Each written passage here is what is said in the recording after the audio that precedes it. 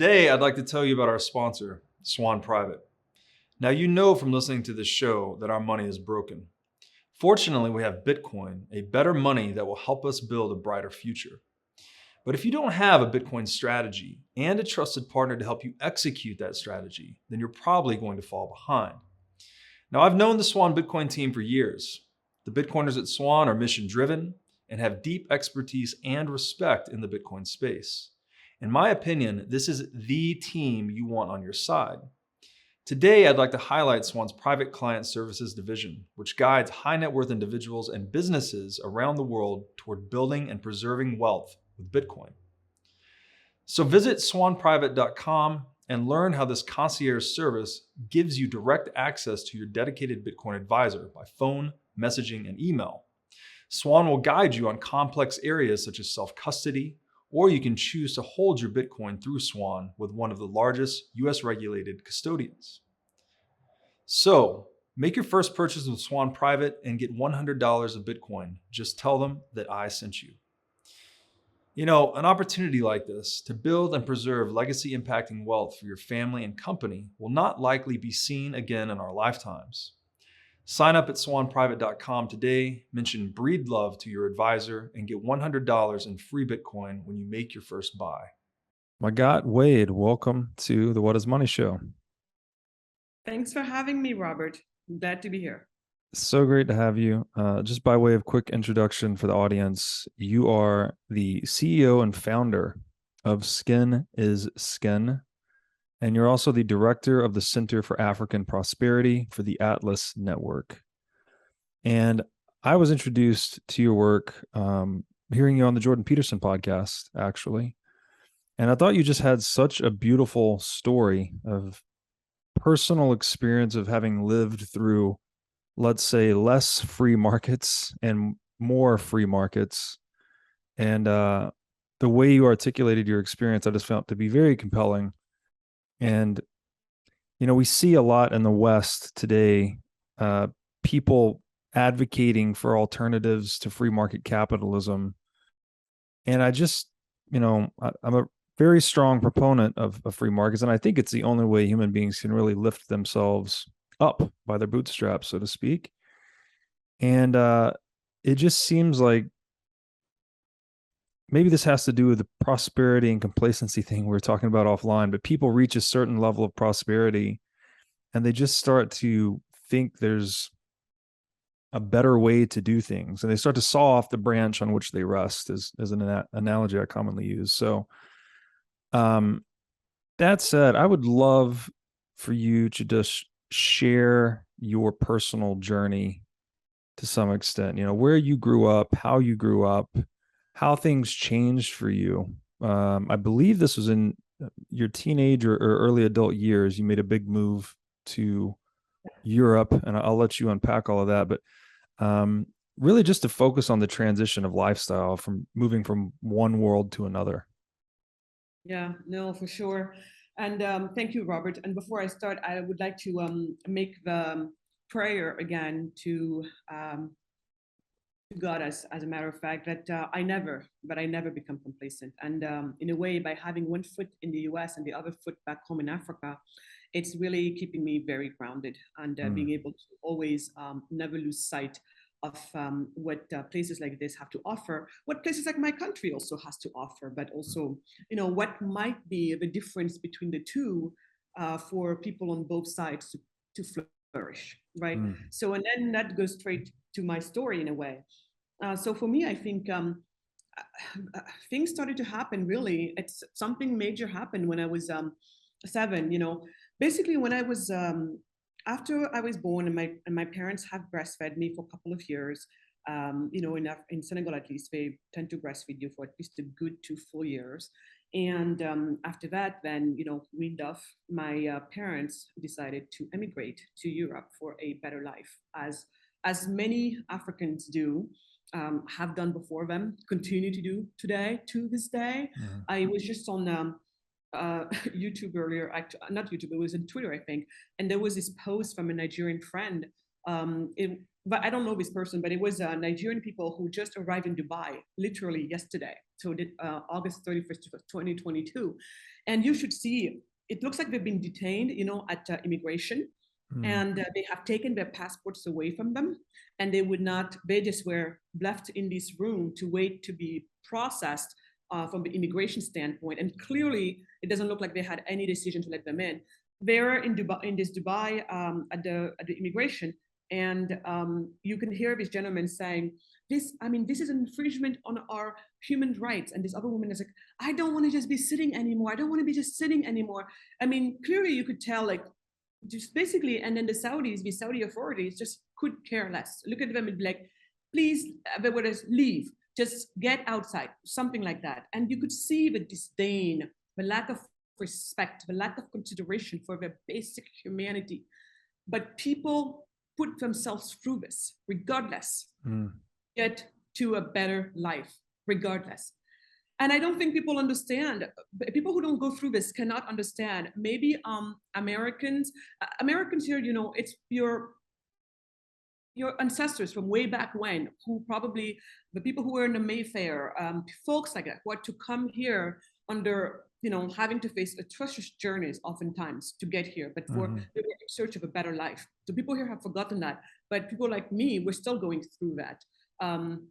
So my parents left to Europe for a better economic life, and they left me behind. And at some point, once it became clear that the immigration was successful and that things were stable, they called for me to be reunited with them. And at that point, they were in Germany. So I will never forget leaving my home, my grandma especially, who had raised me all of these years, my friends, my village, my little street, my little, everything that I've always known, to be shifted off for the first time away from my village country, let alone from my continent, for the first time in my life. So arrive in Germany in the middle of a winter. The shock, I think the physical shock was just in line with the emotional shock, with the intellectual shock. I was just like being zapped from everywhere you could think of it, right? And how old were you at this time? I was around 7, right? 7, okay. So here I am, and I look around, and I'm thinking to myself, you gotta be kidding me. I said, like, how come they have this and we don't?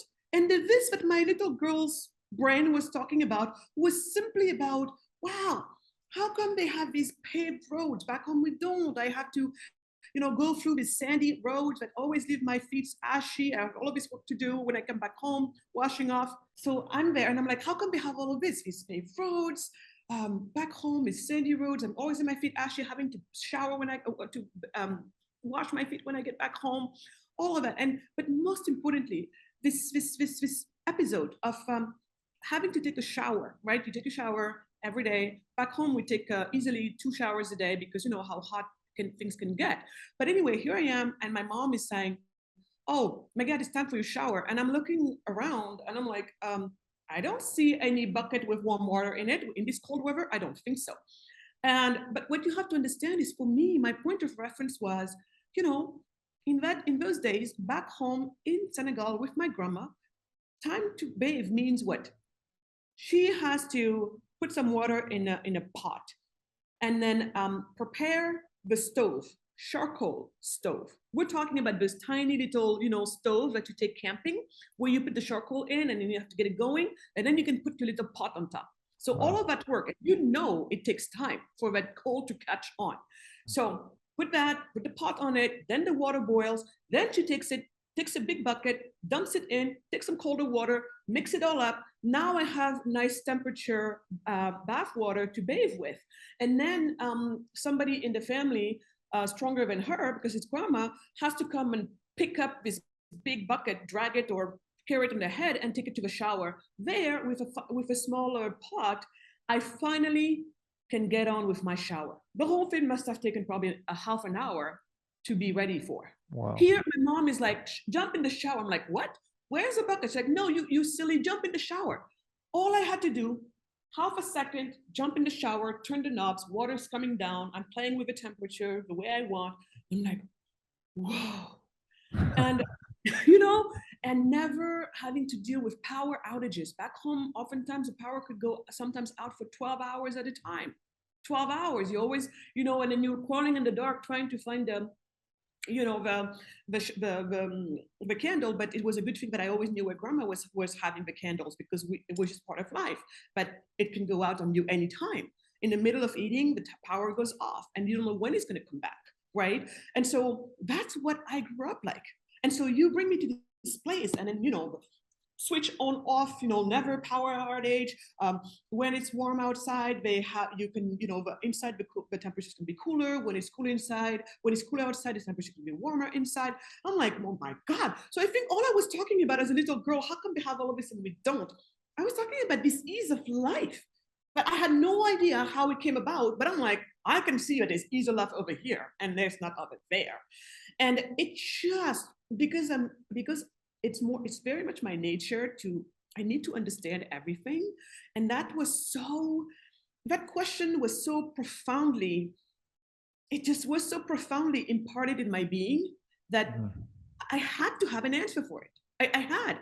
And my whole life, I have to say, I went searching for that answer. My whole life never left me. And eventually, as I grew up, the question became a little bit more sophisticated. It went from how come they have this and we don't, to become how come some countries like mine are poor while others like the US, like Great Britain, France, are rich.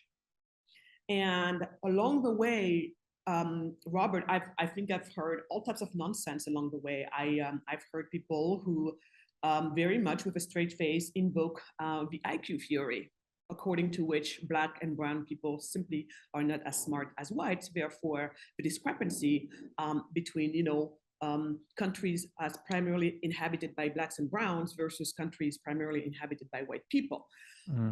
I heard people say that, oh, darling, if it's just because of lack to education. Then I tell them, then you go say that to a street seller in Senegal, where in Senegal we joke that the first job of a university graduate, is to be a street seller because there is nothing else better.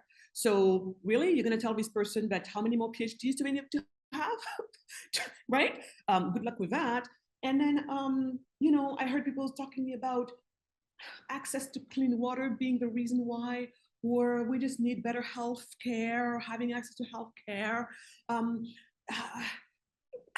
I would hear all types of things, but guess what?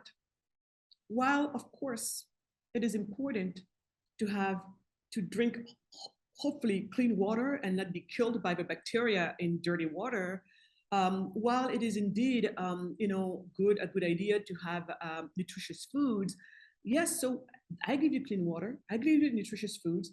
We have plenty of people all over the continent that have that, yet they're not going to tell you that they're living well. They're not, they haven't even met the most of the basic needs in terms of shelter and everything else. So yeah, clean water, great. And then what? So what? So I'm learning that none of this is making sense, but unfortunately, I see so much of the energy spent on these elements, and we'll go back to them. But anyway, eventually, I'm saying to myself, none of this makes any sense. And again, for me, all the conclusions I make in my life, I like to compare.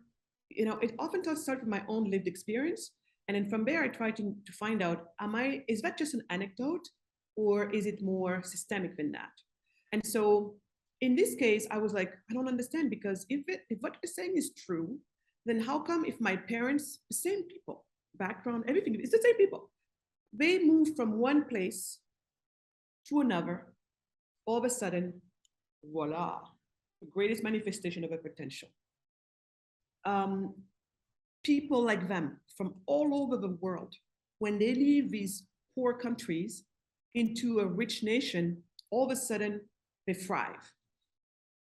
At first, I'm thinking that this then means that it must not be about the person. When they're saying it's about IQ, this is my proof it's not about IQ, if I needed any more proofs.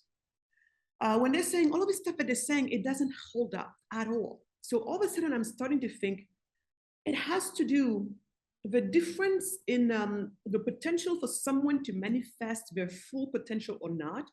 I'm starting to believe might not be so much about what they're saying. It's because whatever. I'm starting to think, same person. What is the variable in this situation?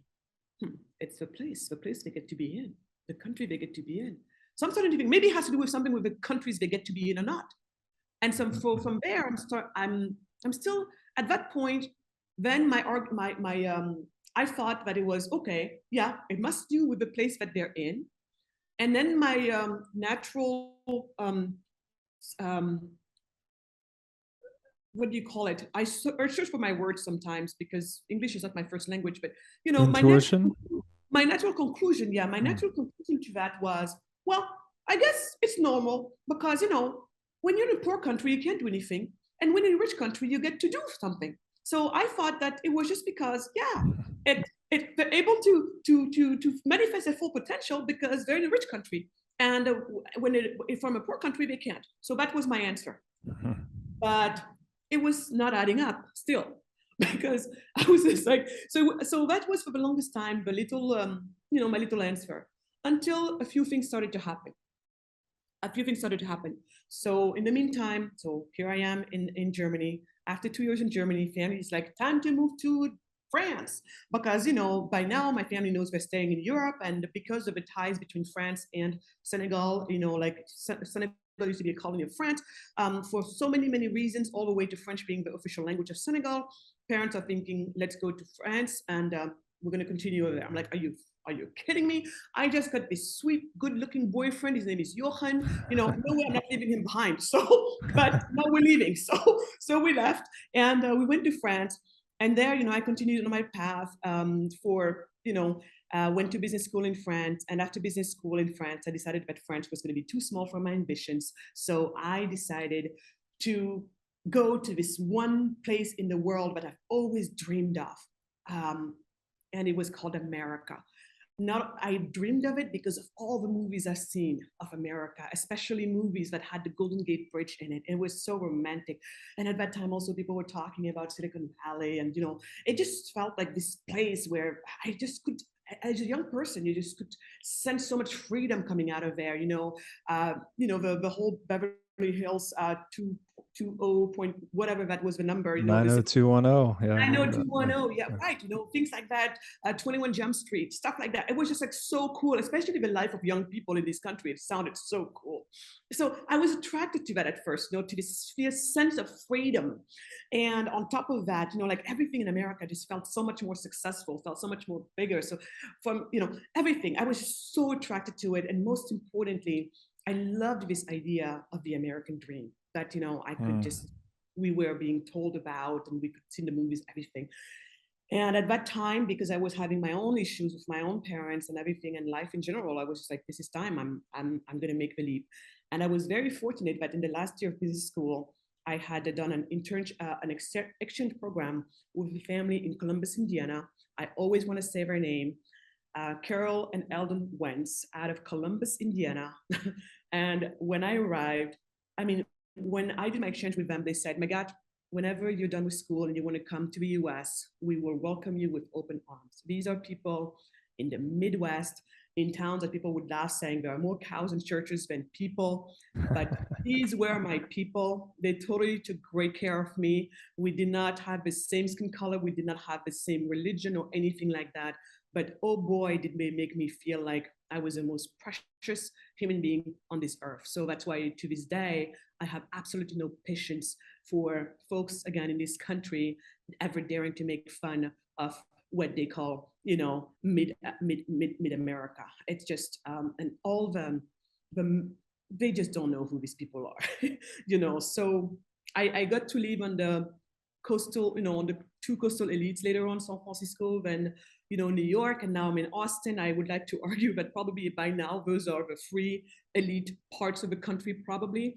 And so everything that, all the stereotypes that folks like to have about middle America, I'm here to say that if some of those might be true, the opposite is also true. Therefore, maybe we should not go for stereotypes and just take it one person at a time, right? So anyway, I got to America, and after 9 months working with them, they said to me, Carol said to me, you know, there is a bigger life for you. There's something much bigger for you. The potential you have is humongous. And as a small business family, there's no way we could match up your potential. Now we can be selfish and keep you with us forever, but we think you've got a much bigger, future. So with that in mind, and the fact that I had just gotten engaged to my French boyfriend, who, you know, but they were not feeling him. They were just like, this guy is really not for you. Instead, you always talk about this other gentleman, this other French guy with whom I went to school with, but he was much older than me. So he graduated before me and came to the US before me. But we stayed in touch together. And Carol was like, do me a favor, please. Do me a favor, do yourself a favor. I don't like this other gentleman at all, but if marrying him is what you want, we will stand by you. We don't support it, but we will stand by you. But then she said, go and see what is going on. What's up with this Emmanuel guy? And so I went for the weekend. And as they said, I left my heart in San Francisco. So came back, I quit, and I'm like, I'm done. So Carol was so happy. I think she knew I was making the right decision. Eldon, everybody, the family, the children, everybody was so excited for me. So she sent me off on the plane with this letter that she said, only open in the plane. And I opened it in the plane. And it was a letter of, she was just telling me how courageous and how I was doing things that only a few of us had, the courage to do, to always uproot yourself and follow your heart and follow your mind and go for what it is that you want to do in life. And I kept that letter forever. And in one of my moves, I lost it. But it's funny because when I lost that letter is also when I felt like maybe I finally had integrated what she had said. And anyway, so I came to California, and there I have taken this ultimate risk because I was on an H-1B visa. When you're on H-1B, where you are on an H-1B visa, if you switch to another company, you have to start the whole process all over. It's very risky. The quotas were already reached. All of that was a complete nightmare. But most companies did not want to hire you, especially if you're not in tech, with an H-1B visa. But after my first weekend in California, I had a few of those offers with an H-1B sponsorship. It was amazing. Emmanuel and I, we felt like, we're gonna, So anyway, we got together and, married. And I was doing extremely well for myself, extremely well. Manu was doing very well as well. We were just, I remember making the six figures very early on in my early 20s, and that was back in the days. Today, the six figures very easy, for some people it's easy to make, but back then it was not so easy. So anyway, doing so well, but one day it hit me. It hit me as I was driving down Big Sur, and as I usually do in times like that, I would say, is always listening to my to this music from Youssou N'Dour, whom I just love his music, and just feeling so proud of myself and feeling so gratified and feeling so vindicated for the decisions I've made to always follow my heart and to work hard and to give it everything that I had. And all of this was there to for me to be the fruits of my efforts were there. I had this wonderful husband that I loved more than anything else in the world. We just bought this house in one of the most expensive zip codes in the country with a swimming pool and everything. I had this job that I absolutely loved, where I felt like I was making a difference in people's lives, as a headhunter in finance. I was basically living the dream. And it just felt so nice. It felt so warm, as the sun that was coming from my sunroof. But at some point, just like it happens all the time when I was in that mood, all of a sudden things would turn dark. It's almost like somebody put switch on off.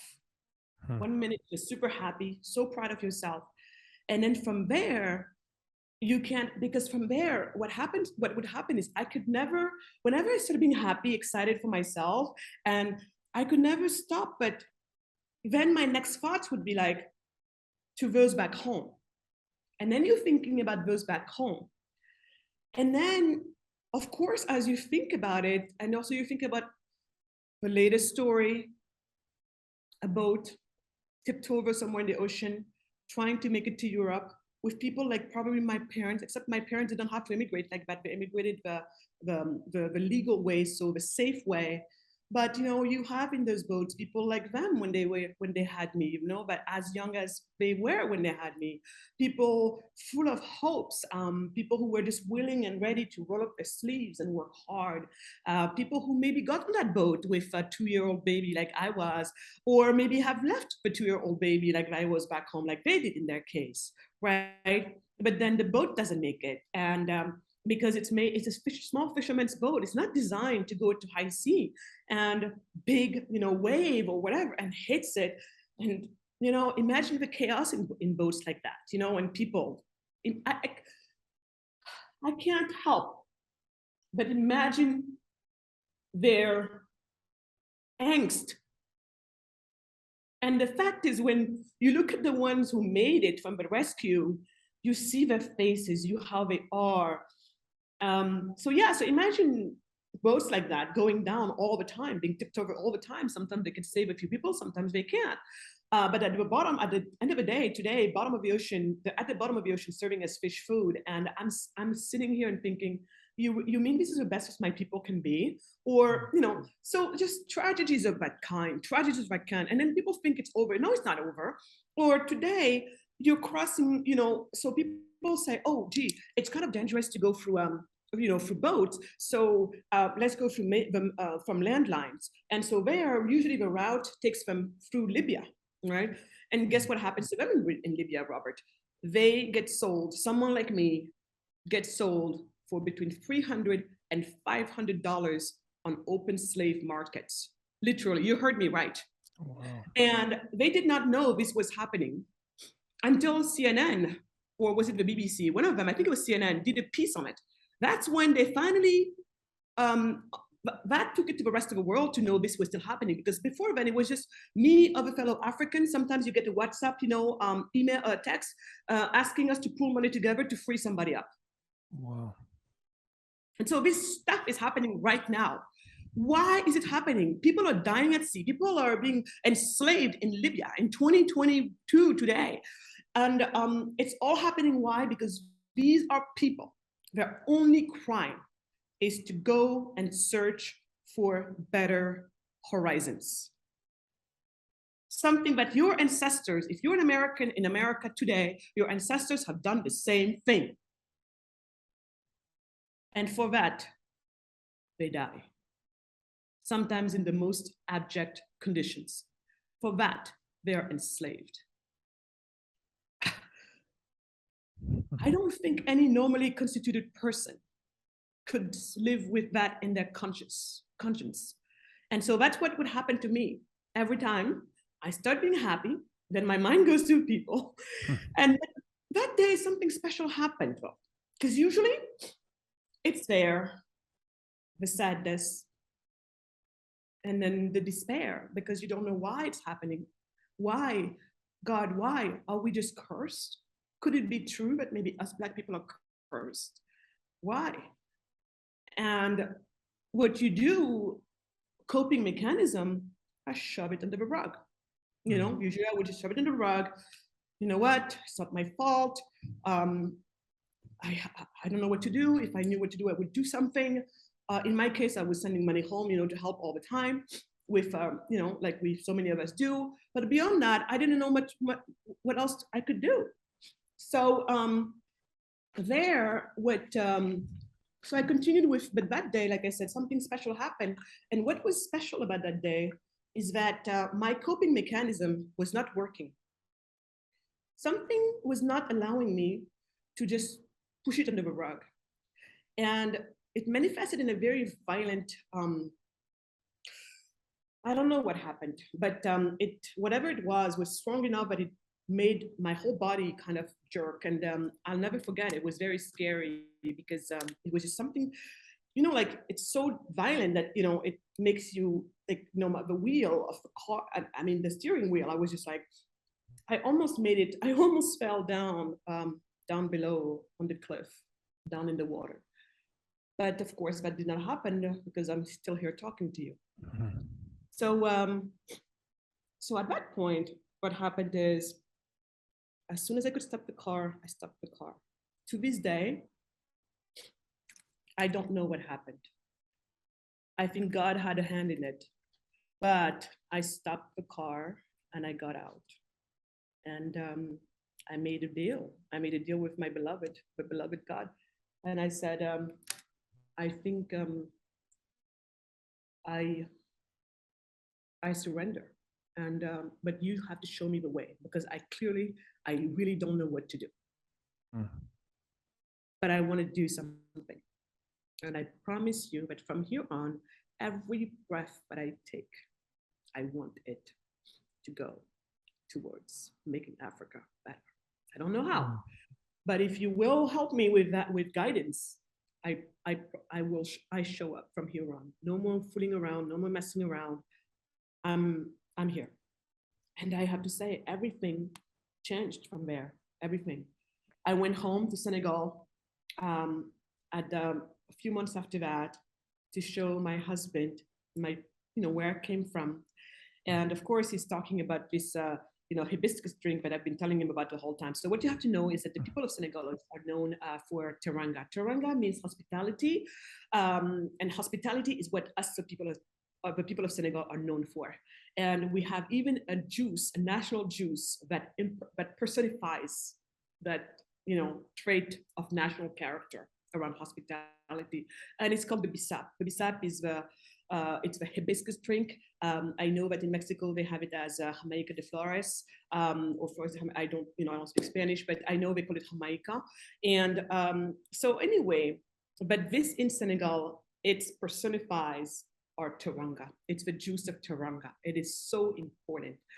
When you come to a home, but what you get greeted with, it's just our pride. So I take Emmanuel there, and people who listen today in 2022 have to remember that this was in 2003, we're talking about at this point, and things were not the way they are today. Since then, there has been like a rebirth in African pride, Afro optimism and all of that stuff. But back then, when I was doing this, I was one of the first, in terms of entrepreneurship and all of that, Africans who were like, I was part of a cohort of Afro optimists, people who would say, yes, we believe that an African brand can win. And all my friends, African friends, were making fun of me, especially the elite ones, the elite educated ones, Harvard, Yale, all of these Ivy Leagues, the ones coming out of there. For them, the success would be like, okay, I'm going to be out of here, and then I'm going to go work for McKinsey. I'm going to go work for, Goldman Sachs or be an IB or whatever it was. But for me, I was like, no, we have to, So I started this. People laughed at me for a long time, and I'm like, laugh all you want. We'll see who's going to laugh all the way to the bank. But anyway, I started.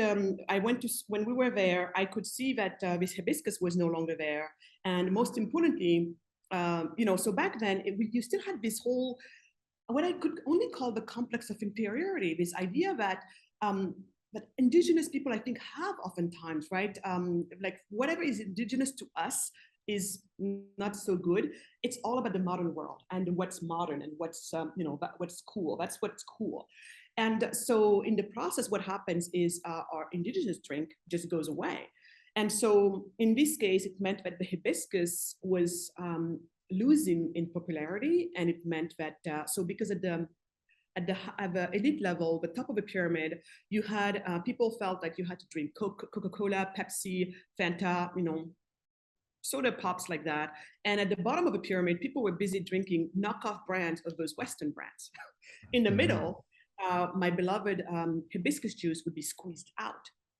But that being squeezed out meant two things. Number one is, I told you that hibiscus is a part of our national identity. So right there, you're touching on even me, culturally speaking, and what I might mean to the world. So a part of my identity was disappearing in my culture. And at the same time, the hibiscus not being so popular anymore, it means that the people, and in this case happens to be primarily women, they're the ones who grow the hibiscus. It means that they're losing their livelihoods. No people don't want hibiscus anymore. Why would they grow it? If they can't grow this and they can't grow something else, what are they going to do? So they're losing their livelihoods left and right, leaving the countryside for the cities, and there, maybe becoming maids and being treated like crap very oftentimes, or, begging on the street, the kid next to you, some of them, people getting in prostitution. I mean, it's just like, the poverty cycle is getting even worse. Meanwhile, some other people are buying their land for almost close to nothing back home. So now you can see, so that got me. So we got to Senegal, and I'm seeing that instead of being greeted with this hibiscus, it's everywhere we go. People bring these nice trays with Coca-Cola, Fanta, Pepsi on it. And you ask for the hibiscus and they're like, where have you been, girl? And I'm like, what do you mean? It's so this whole thing of, if you are anything, if you've made it, you show your status by drinking this Western soda pop brands. Mm. Right? Poison. Poison. And exactly when you say poison, because I found it so interesting that while Coca-Cola back in those days, they were losing market share in the Western world, because the Western world was waking up to how bad those products were. But at the same time as they were losing market share in the Western world, they were getting market shares in the poor world, Right. But this goes straight with what I explained to you. It's this complex of inferiority that I have found in so many places that today count among poor nations. Somehow we have this complex of inferiority about what comes from the West. So I got so pissed when I saw that and everything that it meant, and all the ramifications of this juice not being on the tray that they brought to me. And like I told Jordan, for the longest time for me, when I saw that, the first thing that popped in my mind is, we are about to go extinct. Because to me, that tray meant the world. The juices on it meant the cultures that would get to stay. The cultures, and behind those cultures, the people who represented the cultures who would get to thrive and to stay and just keep on advancing while the rest of us were being left behind, eventually to die out, eventually to disappear. So on one end, I had my culture dying, and on another end, I had people dying because no livelihoods. At that point, I'm thinking, I was pretty much shut down for like 3 days. 3 days, my body was refusing to function. I was just laying down. I was consumed with anger. I was consumed with despair. I was consumed with, like sadness. It was a whole 9 yards. And because I'm a very passionate person, I'm trying to practice equanimity, but it's a very hard one for me to do. So I'm going to have many, many more days of Vipassana to do, probably many more years of Vipassana to do, meditation, but I'm making some progress, but So at that point, at some point, my husband said, Magatte, this anger of yours, it's energy, but it's a negative energy. It's negative. Anger is negative. And he said, you got to find a way to turn this into a positive energy when it becomes inspiration, and then you use that to fuel you. And when he said that, I was like, whoa, it kind of resonated with me. Because when he said that, it went back to some of the philosophies by which I have been raised also as a child, which is this concept of criticize by creating. It's a Michelangelo's term, but I was very much raised along those lines of the only valid form of criticism is by offering an alternative. And that alternative doesn't have to be right. But it's just like when you're in a solutions mode, you're in a very different mindset. And it is only from that mindset that a viable solution can be born, right? And it's so at that point, I think that was it. I figured to myself, you know what? I'm going to start a company. The product of it's going to be this beverage. I'm going to bring it back to the world. And in doing so, I put back to work women. And so my plan was, I'm going to revive this part of my culture. And the only way to make sure that something survives and thrives is to make sure it expands. So in this case, I had to take this to the rest of the world.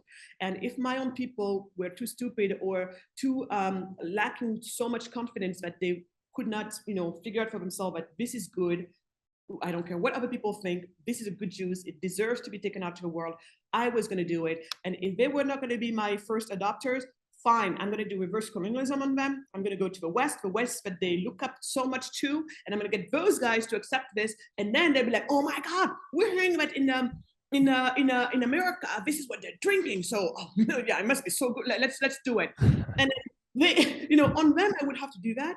But by the time the second generation comes, they would not have to do it this way. But because what would happen by then is for them, they were born in excellence. They were born in a world where it is totally possible for an African brand to succeed in the world. No need for it to have to go all the way to Europe or the US and back home, right? That was the plan. Whatever it takes, I'm like, we're going to do that.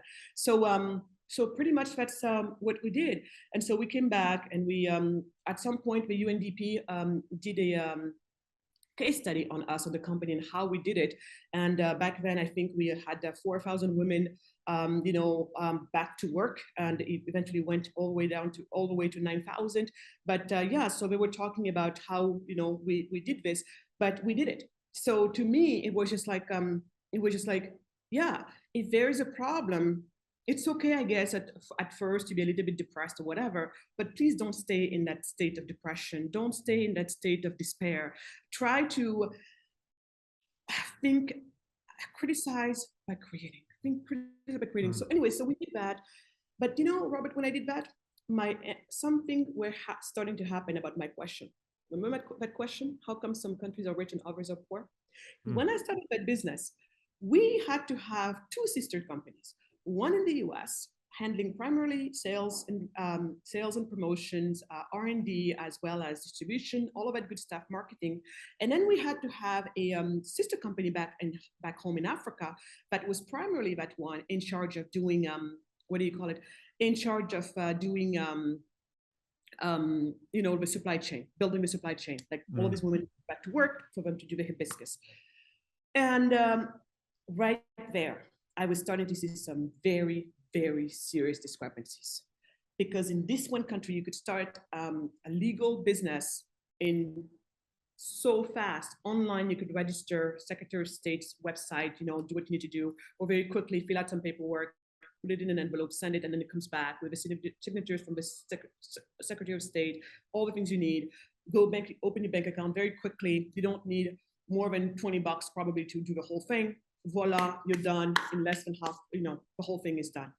Back then, compared that to back in those days, because sometimes people are like, oh, it's not so bad anymore in Senegal, what are you talking about? Well, back in those days, it could take you easily up to 2 years to legally register your business, and up to a year's worth of your salary, of somebody's income in terms of fees and everything else, to register that business legally. And to open a bank account, you needed a few $1,000s. So please give me a break. So I noticed that, I'm like, but even then, I saw these discrepancies. I'm like, oh, well, I guess it's so messed up because this is a poor country, and here it's working better because it's a rich country. My mind was still thinking that way, you see, was still thinking that way. And then I keep on going and noticing all of these discrepancies, right? And then eventually, at some point, I am starting, the company's at the point where now we want to start a nonprofit, to go with a for-profit. And the only thing I wanted for the nonprofit was to basically try and help as many African women, especially African women, to do exactly what I was able to do. I wanted to help as many of these African women who wanted to create a consumer brand, because I really believe in the power of consumer brand. I believe that consumer brands really get to establish what's cool in culture or not. They get to go even beyond that. They get to decide which culture will be respected or not. When you look at the top 1,000 brands of the top, when you look at the top 1,000 brands of the world back then, there is no African brand in there. You would have to go to the number 1,000 to find the first African brand, so-called African brand, which was South African Airways. In my mind, hardly an African brand, given that it was created under apartheid. But you had to go to that way down there to find the first African brand. Instead, the top ones, do you know who they were? Dominated by American brands, including Levi's and all of that, and then followed very closely by Western brands. We're talking here about BMW, we're talking about Dior, we're talking about Chanel, and so what you're finding there too is like, what I'm finding too is that especially the European brands, a lot of them, except maybe for German brands and some, Nordic, Scandinavian brands, a lot of the older Europe brand, a lot of them have more to do with, at this point, the legacy brands, like, anyway. So, but what does it mean, Robert? What does it mean? Then you wonder why, when you would travel anywhere around the world, ask a young person, I love young people because to me, they tell me where the world is going. Ask any young person around the world, where do you want to go? And systematically, unless these young people live in America or somewhere in Western Europe, number one destination is somewhere in America. Mm-hmm. Number two destination is somewhere in the Western Europe. We're talking about France, we're talking about England, we're talking about places like that. That's where the youth was dreaming to go. You go anywhere in Africa and you ask them, where do they want to go? Especially remember, back in those days, that's the answers you would kind of get. And so none of this is innocent. None of this is innocent. It all makes sense. So that's why I have always been into brands, because brands have such power to influence our culture for good or for bad. And so even, for example, you take when, they've been fighting about body positivity for so long. Well, women, we shouldn't all be just like, this whole, you're forcing all of us to believe that a good-looking woman should be like this size, and the fashion industry. Well, all of them were complaining about it. You had some nonprofits complaining about it and trying to coerce people into thinking the right way or doing the right thing. Mm-hmm. I love nothing more than when Rihanna showed up and totally took away, the supremacy of Victoria's Secret, and like this the angel, runway. And every time I see women fighting on social media about why do they have this diktat of what a woman should look like, whatever. And Rihanna showed up and she just did what she did with her brand, and voila. So once again, to me, that's very libertarian of me, to think this way. So it's like, give people a choice, give them an alternative choice, and let the market decide. Right? No need to fight. Amen to that. Now I'd like to tell you about a great new Bitcoin show on the scene that you've got to check out. Brought to you by Swan Studios and Bitcoin Magazine, this show is Hard Money with Natalie Brunell. Natalie is an Emmy-nominated journalist bringing unparalleled experience to the Bitcoin media scene. And personally, Natalie is one of my favorite voices in the Bitcoin space. Each week on Hard Money, you'll get the top headlines of the week with analysis you won't find anywhere else. Hard-hitting interviews with amazing guests like myself and other top minds in the Bitcoin space. And the show will take you directly into the lives being changed by Bitcoin all over the world. Check out Hard Money at swan.com/hardmoney. Today, I want to tell you about our sponsor, Crowd Health. So, how does health insurance work? You send an egregious amount of money to an insurance company. They hold it in a pool of depreciating fiat currency. Then, when you have a large health event, you have to pay them even more via your deductible. And then you hope they will cover your bill. And in fact, 1 in 6 bills are denied by healthcare.gov plans. It's time to take control of your own healthcare bills. I'd like to introduce you to Crowd Health. It's a decentralization of healthcare using Bitcoin as an alternative to health insurance. Instead of sending fiat currency to a big corporation, you send that money to an account controlled by you, a portion of which is converted into Bitcoin. Then, if you have a big health event, you have a community of Bitcoiners that will use the money in their accounts to help you out. To get more details, go to joincrowdhealth.com/breedlove, where you can find the promo code for $99 a month for 6 months.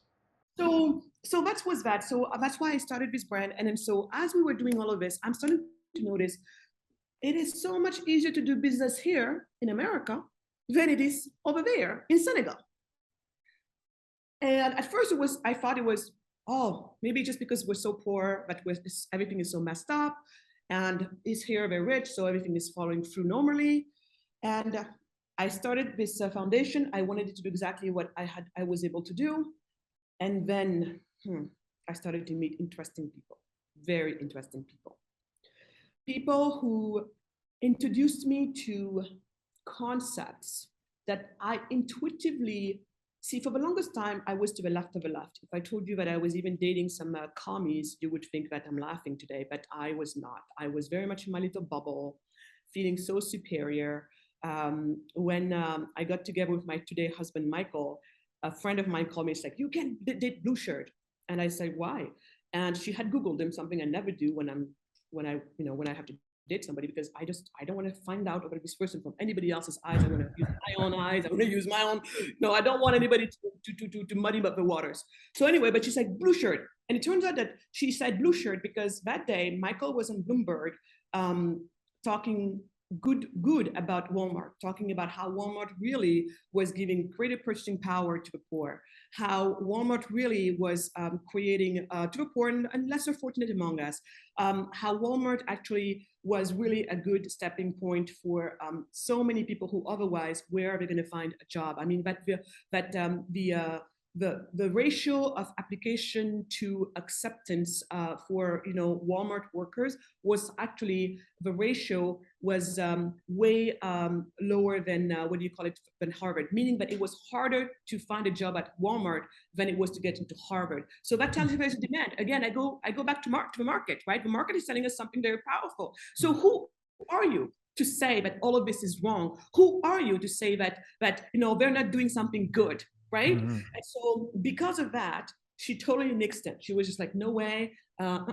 So I met, so of course, Michael and I connected. And the reason why we started dating is because actually when I started this foundation and I wanted to, for my foundation, I didn't want it to give fish to people. I didn't want it to give grants like, oh, we're going to give you clean water. I think all of that is great. Actually, so many people are doing that and that's fine. I just don't think it's the end of all.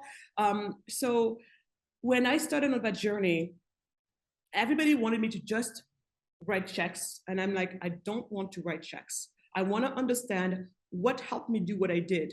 And I want to replicate that. Mm-hmm. And it's at that time that I connected with this world of people who were talking about something called the free markets. That's when I connected with, that's when I first understood. And then as I started talking to those folks, I started to understand that in a way, I was intuitively something. They were using this word and they were saying this word called libertarian. And for anybody French listening or my fellow Afro-Senegalese friends that might listen to this at some point, I'm going to say what I always preface with, libertarian, not a libertine. See, that tells you everything you need to know. Because in the French language, you say libertarian, they think right away that because libertarian is not, So anyway, I learned that there was a term for the way I intuitively felt, right? And I learned, and so I started to, wow, all of a sudden I'm like, then it was just all starting to make sense. I was just like, yes. If you make it that it's going to be so hard for me to start and run a business, of course, many people are not going to want to run a business. And if you don't have enough people running starting a business, it means the jobs that are, that would be created by this don't exist. And if the jobs don't exist, then the income that people could be getting from that is not there. And if people don't have access to an income, then they are, yes, poor. It was just this simple equation, but it was starting to build in my mind. You're poor because you have no money, at least not enough money to care for your most basic needs. You don't have money because you have no source of income. What is a source of income for most of us? It is a job, isn't it? Where do jobs come from? The private sector. And even those who say it comes from the government, well, I would like to think that even if you work for government, you're going to be paid a salary, right? Where does that money come from? And then people are like, stolen from the private sector. It's like, exactly. But we take from the employers and the employees, and then we make the machine turn. Wow. I had it upside down the whole time. Of course, it made sense. It made so much sense. And I lived it in my bones. I lived it in my journey. So I love hearing about this revelation at the end of such a long tale, because I can relate to it deeply, and it's something that's been in my intuition for a long time, right? The importance of freedom, free markets, libertarianism.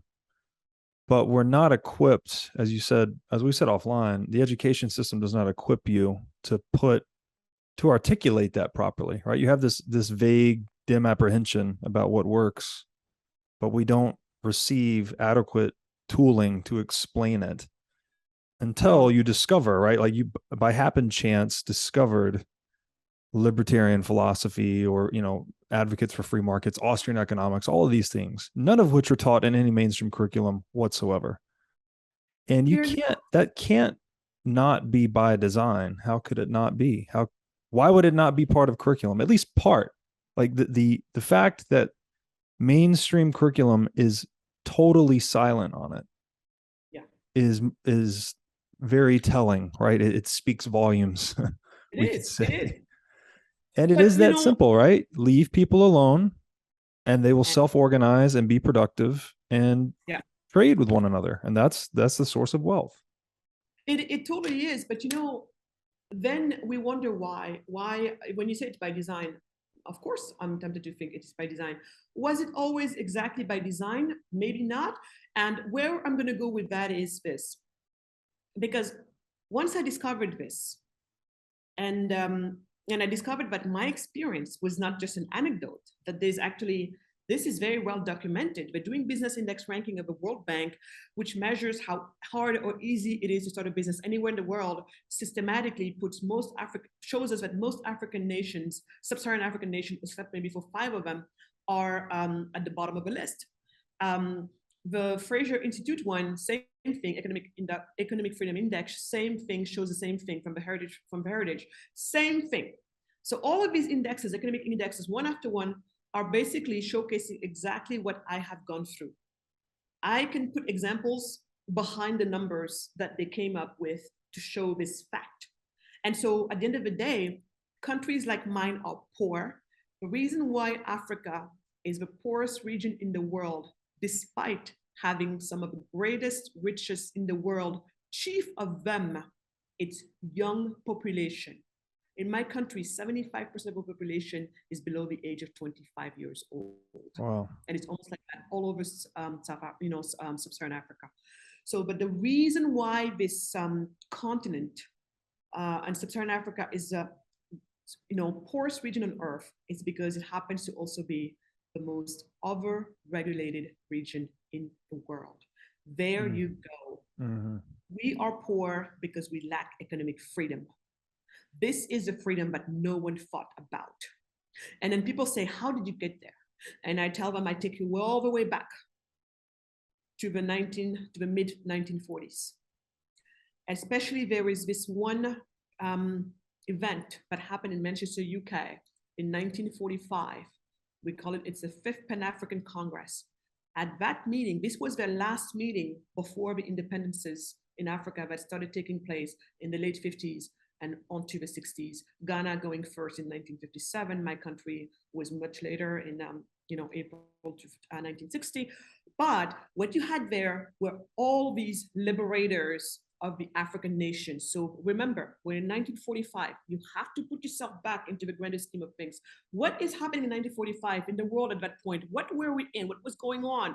Well, what is going on is you had, Gandhi, who was making some really good inroads with, emancipating India from Great Britain. It would happen officially later, a couple of years later in 1947. But what you had happening back then is like there was this wave of hope for freedom. If Gandhi was making such inroads, being the largest colonized country in the world, and yet it looks like they were going to win for the emancipation from the largest colonizer in the world, Great Britain back then. You can only imagine like the other colonies all around and how they were starting to be like, wow, this is possible, we can do this. So imagine yourself, put yourself in the shoes of, when they went to that meeting, you had Blaise Diagne, he was the one from my country. You had Jomo Kenyatta from Kenya. You had Julius Nyerere from Tanzania. You had, Bandia from Malawi. All of those people were there. These were the fighters for the African liberation, right? But the sad thing is, they all have been co-opted by Marxist socialist values. So those are the ideologies that they had hang on to. And how we got to that is because, again, we're in 1945. Back then, what you had, the free market ideology was almost all but dead. It was a tiny group of people. No, I think it's Rothbard who at some point said, or somebody like that said, at some point you could fit all of us libertarian or free marketeer people into a phone booth, a phone booth. We came from so far away. There was a point in Mises' journey. I can't recall if it was World War I or World War II. Mises, man, I'm not sure I'm not sure which war it was, but he was on the front lines of the war. And he was basically the only libertarian guy left in the world. So it got that close, right? Like, had we lost him, you may not have had Human Action. You would not have had Rothbard. Absolutely. You may not even had Bitcoin, right? Had that happen. So of course not. All of that is a ramification. So, but the way even them got to embrace that ideology is because you have to, again, put yourself back in a historical context. For the longest time, it was the Marxists, it was the socialists, the Marxist socialists that were in a way fighting against, racial inequality and, racial rights. They were fighting for that.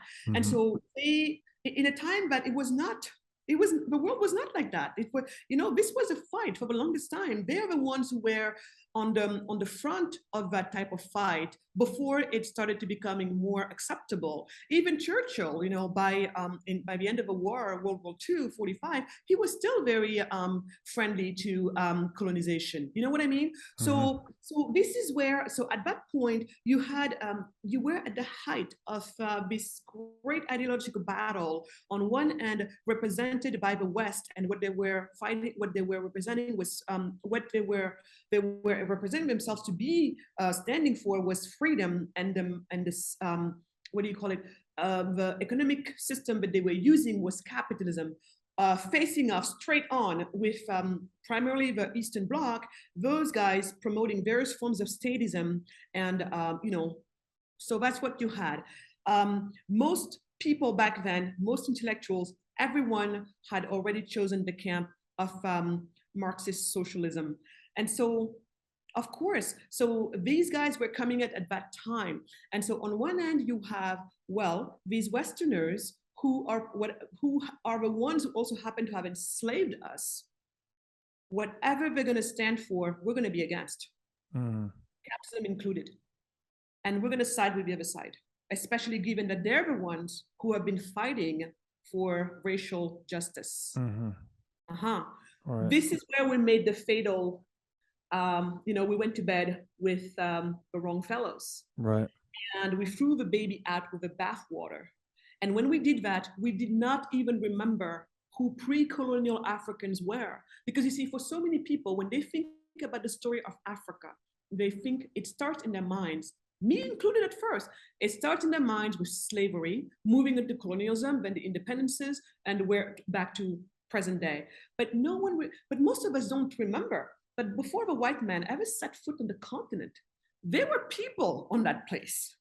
And they were just, running their lives. And it is documented through the work of people like Professor George Ayite, Ghanaian economist. He had this fabulous TED talk called Cheetah versus Hippos. And it is documented that in pre-colonial Africa, we were free marketeers, free enterprise people, that actually socialism is colonialism in the sense that it's an imported ideology. Yes, It's not to be African and to be socialist. And there was a lot of wealth created on the African continent as a result of that free market capitalism.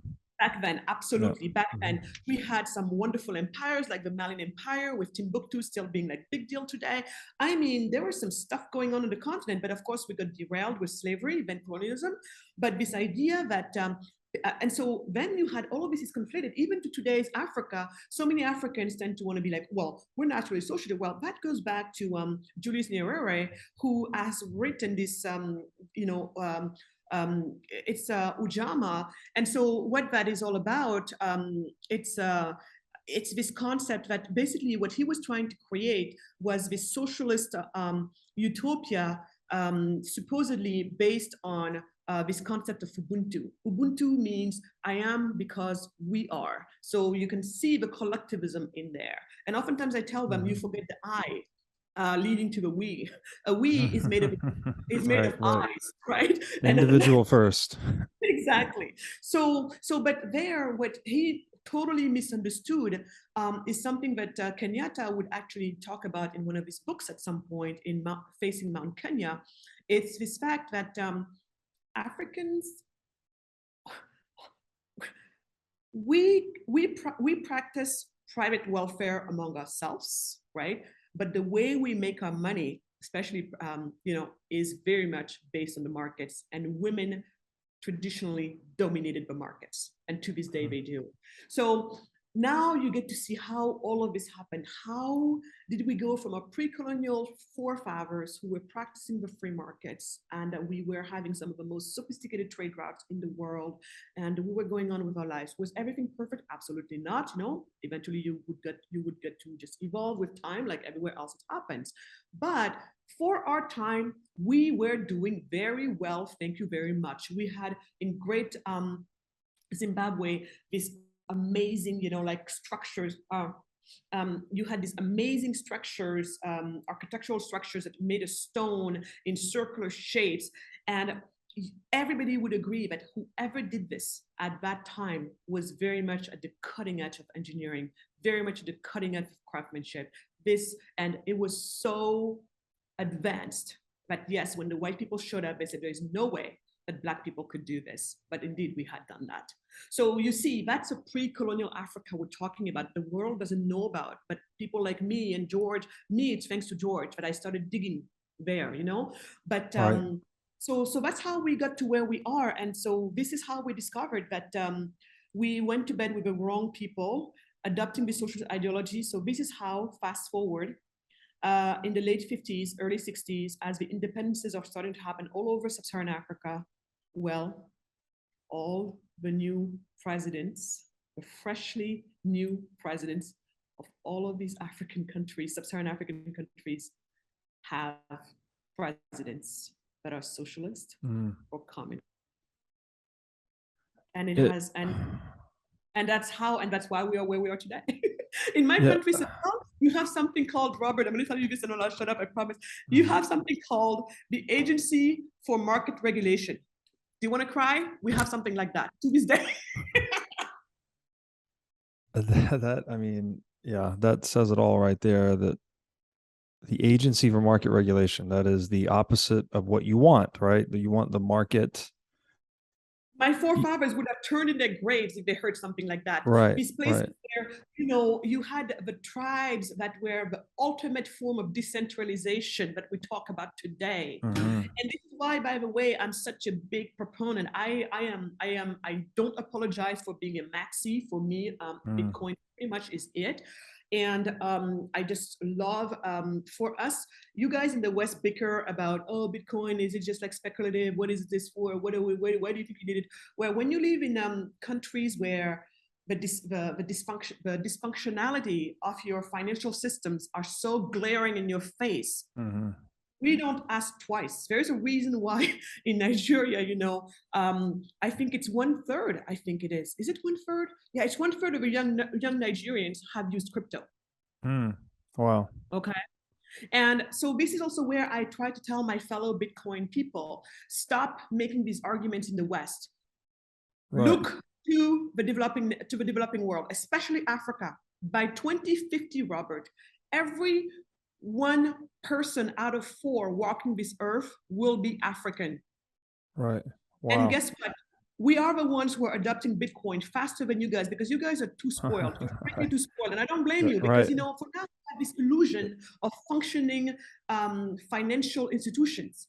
So you see, there's so much noise, but we don't get the signal. We get the signal. Right. The because pain, right? pain. The There pain you is go. the signal. The pain, I say There this you often go. on the show, that pain is information. So, Yes. and maybe this relates Yes. to the achievement of prosperity often making people complacent, right? They're not in touch enough with reality, or there's enough of an economic buffer perhaps between Right. themselves and the world that they don't immediately discern the value proposition of something like Bitcoin. But if you're living in a world right. where you don't have that, or you've lived through a hyperinflation, or you've lived through, excessive capital controls or any government oppression whatsoever, and understand Bitcoin instantly, right? They don't even need education because they've felt it, they've lived it. Yeah, And absolutely. One more thing I want to tell you. yes, In my country, for example, this friend of mine was joking the other day because, we talk about these things, right? And he's like, yeah, Magatte, you want to hear something bad? I'm like, yeah, how bad can it be? And he's like, this person, he got the Secret Services, the equivalency of the Secret Services show up at his house because he sent 3 times $50 outside of the country. $50. Yeah. So you see the level of controls. And if you think through that too, right? So they sent service agents to his house, presumably to reprimand him for sending $50. Well, assuming those guys' salaries are being paid, right, from we don't taxation. know. But Robert, talk to yourself about this thing. What I think Americans don't understand this. You see, when you need to pay me, you in America, you need to pay somebody somewhere. You can send the money to France, to all of this, no questions asked. But us, if we want to send money outside of the country, we have to say why. What are we Right. doing? They don't want any currencies to leave the Right. country, the nation. Supposedly, they want to make sure that they keep all the, otherwise they're afraid of evasion of. So you have that, and then sometimes you even go to your ATM. 3 times already in the past year, it happened to me. I go to ATMs, I take out money. It says I got my money. I didn't get it, and to this day, I still don't have any response from the branches. I think people It's have criminal. no idea what you're dealing with here. Exactly. Or in my country, you have to apply for some reserves. Reserves rights. So if I think it's $3,000, but it's changed all the time. For, let's say somebody needs to pay you $3,000, or you need to pay somebody else $3,000, then you have to go explain why this is happening. So start to imagine how cumbersome everything becomes. How do you want to do business like that? Right. It's like you said early on about the shower or starting a business, right? The point of economics is to make these things very simple to accomplish, fast, easy, cheap, right? That we can solve problems fast, easy, cheap. But when you superimpose this layer of regulation on top of it, it's uneconomic, right? It's doing the opposite of what the market is trying to do. So and this is why we talk about this so much, is that it seems to me, and I understand that my views might be considered a bit radical libertarian, but everything the government does is parasitic on the free market. It's inhibiting the wealth creation of the free market. And Mises makes this point. He says, all government action is a misallocation of capital. So when I say this to people, they lose their mind. They're like, no, you need the government for this and that and the other thing. But I don't see any problem in the world that we can't solve with consensual exchange. Yeah. So I don't see where you could ever justify the theft of government to solve a problem that the market cannot solve. No. It's incredible. It is. It's horrible. And then, once I told somebody, I said, at the end of the day, for me, the free market and free market capitalism, in my mind, is the system that is most respectful of human nature. Exactly. Period. Yeah. Period. It's the one that's most respectful of human nature, doesn't work against us, and actually done right, helps us get the best out of us. Does it sometimes not go this way? Yeah, but are the upside, worth it? Surely. So I don't know. So for me, you guys, while everybody's fighting about Bitcoin, no Bitcoin, and it's speculative, or it's it's a scam. us were like, come to Africa maybe, and you'll see right away. You'll Right. finally see Right. what we're talking about. So this is a plea of mine, Robert, by the way, where oftentimes I feel like it would be so cool actually if a Bitcoin community really, especially the Western Bitcoin community, kind of shifted its gears, and instead of this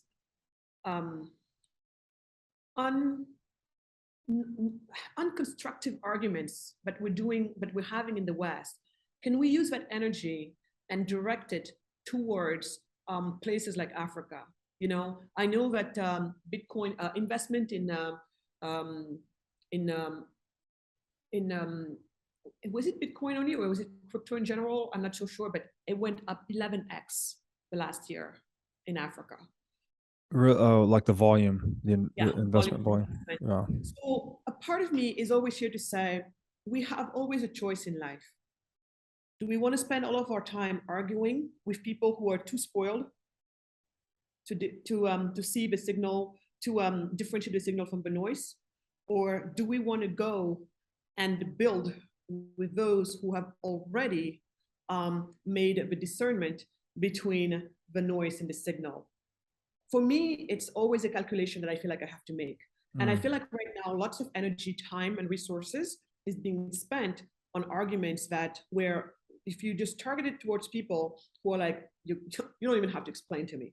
I don't even need to understand how it works, but the fact that it works is all I need.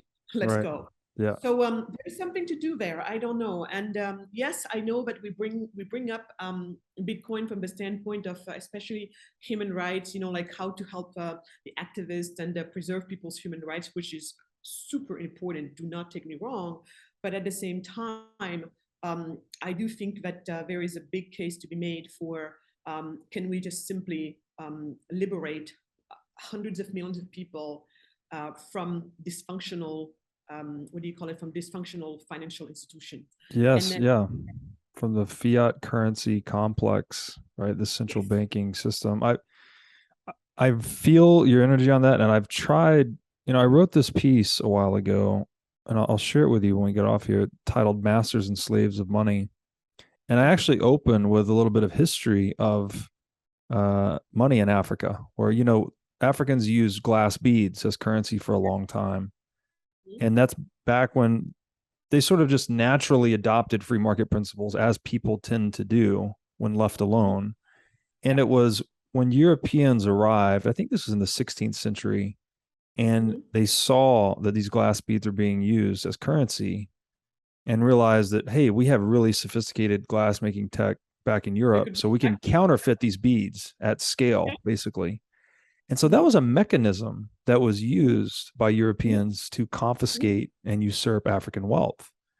So this is one angle. Like, there's a lot of angles on money and property and what supports the free market. But if you could just understand that, not you, but if people could understand that counterfeiting currency is used as a mechanism to steal wealth, then perhaps that would properly frame the value proposition of a money that cannot be counterfeited, like Bitcoin. That's essentially what it is, right? It's uninflatable, which is to say it's uncounterfeitable. That's right. And so how much could we have avoided? In that little vignette, it led to the Middle Passage, the transatlantic slave trade. All of these horrible things started with that counterfeiting of currency. So if we could understand, it's not about demonizing like this group of people or that group of people. It's what are the incentives that these groups of people are inhabiting? Because the incentives determine the outcome. So if we can shift people out of a system where currency is counterfeited at scale, like we're living in today, right? That's what the central bank is doing. It's just a legalized currency counterfeiting operation, and shift to a world that's just not an option. It's not an option to take anymore. You can't steal from people by printing money. That we could prevent the horrific sagas like we saw in the transatlantic slave trade, and maybe not prevent. I'm not trying to be an absolutist utopian here, but man, you could take a lot of wind out of the sails of something like that. And go closer. Vietnam War, Afghan War. I really believe that none of them would have lasted as long as they lasted. Absolutely. If we had to rely on real money. real money, Yes. right? It's here. All of a sudden, like, oh, gee, oh, I don't have enough, so I'm gonna have to find a way to fold this war or to, get out of it with. But we would not have stayed in this. So this is why sometimes for me, when people are like, well, Bitcoin and the energy used and this is immoral, I'm like, which one is more immoral? This energy use, but by the way, is not so high, Right. or War. how do you feel compared to wars and people being killed all over? I mean, really, can we go there for a second? Of course. You know, It- that exact point, I love to zero in on this because I think, first of all, World War I, World War II, both fiat currency increased the scale and duration of those conflicts, right? Without counterfeiting money, they would not have lasted as long or been as destructive. But even more recently, if we look at the US war on terror, which is not really a war, it's just an imperialistic campaign, I think the numbers came out to $80,000 per US household is how much it costs to fund the 20-year-ish war on terror. Now, how big of a difference would it have been if that money could not have been printed and instead each US household was presented with a bill for $80,000 saying, hey, we're blowing people up on the other side of the planet. Your share of the bill is $80,000. Please send the check by April 15th or whatever. Like, people would go crazy. They would resist. They would push back. There would be all of this resistance, frankly. But instead, if you can just print the currency, inflate the prices of goods and services, and then what do they do now? We blame inflation on Putin. We blame inflation on the gas station. We blame inflation on the capitalist. And it's just this state constantly obfuscating economic reality to perpetrate these horrible things over and over and over again. And so that's why and I'm glad you're passionate about it. And there's people like you out there doing this, but it's just a matter of education. It's like just understanding what this technology money is and how it actually works and how the game is actually being played can lead you to this awakening of like, oh, well, maybe I do need money that can't be counterfeited. And there's only one option, and that's Bitcoin. So Bitcoin's a big deal. That's right. Absolutely. No, I'm with you. I'm with you. So this is why I have become, to me, it's important to defend Bitcoin. I am seeing Bitcoin being as much under attack in the West as capitalism is, and in a way, maybe they're linked. And someone like me, I absolutely cannot afford for that attack to succeed, because if it does, it will mean suffering, more wars, and death. And so I just can't. So the reason why I was excited to come and talk with you today is because at this point I am totally very much in a crusade. The crusade is on, and we got to defend these principles with everything that we've got. We're not as far as we think. At the end of the day, there is a silent, reasonable majority in the middle that, given the evidence, totally is on board. We just cannot afford the crazy, extreme voices on both sides to hijack the rhetoric. We just simply can't. And so there's going to be some of us who have to muster up the courage and the intellectual integrity to say out loud what might not be so popular in these times and days. But for me, these have to win. These principles have to win. There's too much at stake. There's too much. And that's it. And if I have to go down, I'll go down that way. But there's just too much at stake. Something worth fighting for, right? Absolutely. Yeah. Amen to that. Well, look, I feel, again, your story is just so compelling. And I think I got the chill bumps 7 or 8 times during this conversation. So, I really thank you from the bottom of my heart for sharing your story. And am glad to have people like you in this world fighting for freedom, because we've kind of got one big shot here and we can't miss, right? No. So no, we can't. And we won't. We won't. And we won't because we can't. Exactly. Could you please let my audience know where they could find out more about you or your work? Yeah. So basically, best is magattewade.com. So MAGATTE Wade.com. And also, if you want to support what we're doing in Africa, because I've always said we don't want Africa, us Africans, we don't need anybody's pity or anything like that. We just need to, be able to trade with one another. So buy African products made in Africa by Africans. That's what Skin is Skin is. It's a really cool balm, and so you can find us at skiniskin.com, and that's actually the best way to, to be part of the solution. So those are the best ways to find me, and on those you'll find everything we're doing. I did not bring up a subject which had to do with this concept of startup cities we're working on. Quickly, the best way to think about these cities is, a given plot of land, you realize that the business laws that rule it, because we talked about regulations and the laws being an operating software, and depending on which operating software you get to run on, you're gonna be poor or you're gonna be rich, right? Prosperous.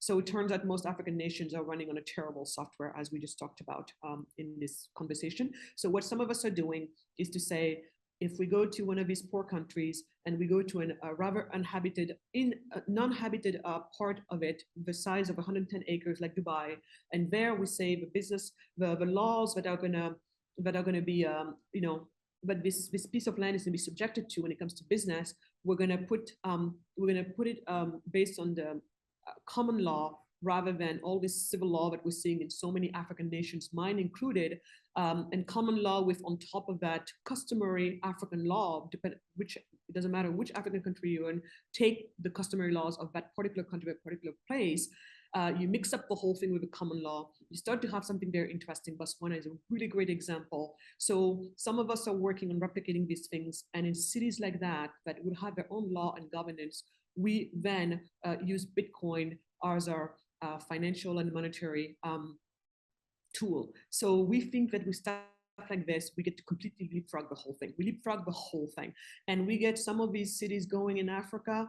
Africa eventually, city after city, country after country, is totally going to leapfrog within this generation, and then far away from there, the Americans who did not want to hear anything that you're saying today are going to start to pay attention and be like, wait a second, really?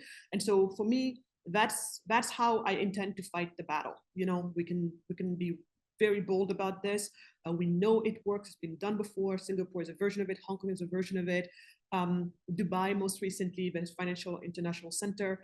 I mean, there are so many reasons for people to be to wake up every day feeling so pumped and feeling so hopeful. I know that we are feeling very, very scared in the US right now. I hear people every day waking up in despair, waking up, they feel like there's no hope, they feel like it's all going down the toilet. I'm here to tell everybody, we have never been in a better position than now. I mean, this is a time, we have the tools, let's organize, and it's just there's so much to do, and I'm just so excited. So everyone who's interested in some of these, there's some of them going on, in Honduras now, there's some going on in Africa. It's just, I mean, there's tons to do. So anybody who wants to play a role in this, just reach out to me, magattewade.com, and we will find ways to plug everybody. There's a lot of work to do, but it's exciting. And then, we're building the future right now. And it's a future where we're not going to take compromises. I don't know how to tell you this, but yeah,